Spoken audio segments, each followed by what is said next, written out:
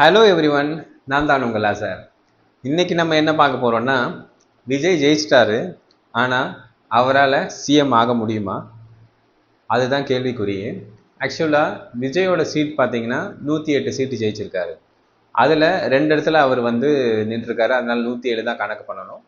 Majority பார்த்தீங்கன்னா 118 வேணும். So 234 தொகுதியில் பாதிக்கு பார்த்தீங்கன்னா 117 + 1 வேணும், அதிகமாக வேணும். 118 தொகுதி வேணும்.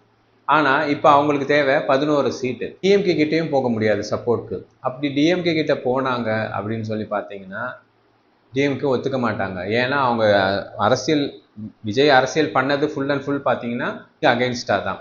அதே மாதிரி விஜய் ஏடிஎம்கே போய் சப்போர்ட் கேட்க முடியுமா?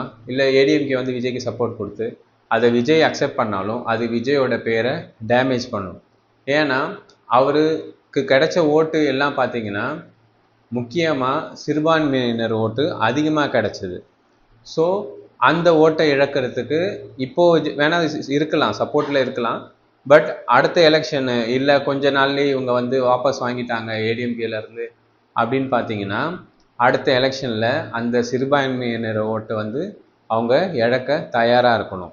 இன்கேஸ் காங்கிரஸோ இல்லை விசிகாவோ கம்யூனிஸ்ட் அப்படி அவங்க போயிட்டாங்க அப்படின்னு சொல்லி பார்த்தீங்கன்னா அவங்களும் போக முடியாது. கம்யூனிஸ்ட்டுக்கு போகலாம், விசிகே வேணால் போகலாம், பட் காங்கிரஸ் போக முடியாது. ஏன்னா காங்கிரஸ்க்கு இப்போ இருக்க முக்கிய பலமே டிஎம்கே தான்.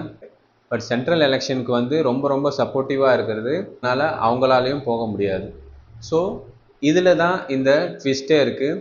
விஜய் சிஎம் ஆவாரா ஆக மாட்டாரான்றது கண்டிப்பாக முடியாத காரியமாக தான் இருக்குது. ஏன்னா விஜயால் எம்எல்ஏஸையும் விலை கொடுத்து வாங்க முடியாது. ஏன்னா அவர் ஜெயித்தது எல்லாமே ஓட்டு கூட அவர் விலை கொடுத்து வாங்கலை. ஸோ அந்தளவுக்கு இதாக இருக்குது.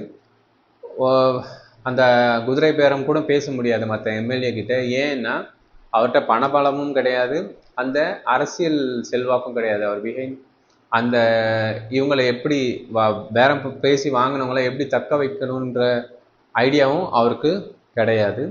ஸோ அதே மாதிரி இது ரீஎலெக்ஷன் வர்றதுக்கு சான்சஸ் நிறைய இருக்குது. உதயநிதினா பார்த்தீங்கன்னா அழகாக ஹேண்டில் பண்ணுறாரு சுச்சுவேஷனை. இன்றைக்கி கூட ஸ்டாலின் அவர்கள் குளத்தூர் மக்களுக்கு போய் நன்றி தெரிவித்தாங்க. மேக்ஸிமம் ரீஎலெக்ஷன் வர சான்சஸ் இருக்குது.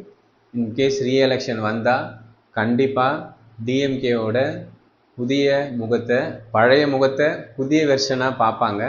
அது கண்டிப்பாக நடக்கும். பழைய டிஎம்கே எப்படியோ அது வரும். அதை விஜய் கண்டிப்பாக எதிர்பார்க்கலாம். மறக்காமல் என்னோடய பேஜை லைக் பண்ணுங்கள், சப்ஸ்கிரைப் பண்ணுங்கள், உங்கள் ஃப்ரெண்ட்ஸுக்கு ஷேர் பண்ணுங்கள். ரொம்ப நன்றி.